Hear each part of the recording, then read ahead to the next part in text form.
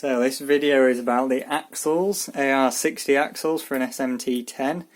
I've been looking online at different axle options, and I know Vanquish and SSD do full aluminium axles for these trucks, and as you can see at the moment I've got plastic axles on mine. These are just completely standard SMT10 axles. So I was wondering what the people of the internet's opinion is on axle tubes versus buying a CNC machined axle.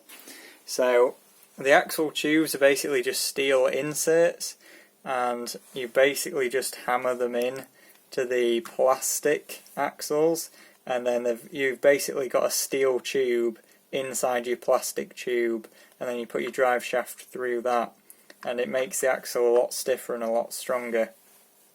So I don't know if that's worth doing or not, or is a better option just to buy a fully CNC machined axle.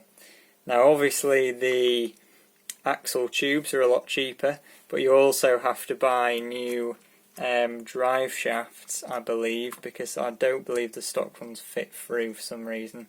So the kind of options end up being about the same price for both, really.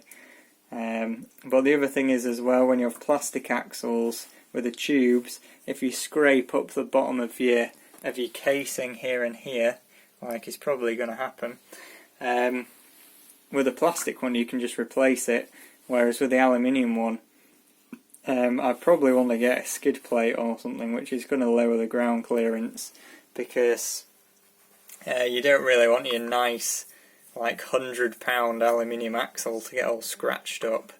So yeah, what is people's opinions on these things? I have no idea, because well, I'm used to double wishbone suspension trucks, so we'll see. So comment below, what is your preference, axle tubes or aluminium axles, I guess.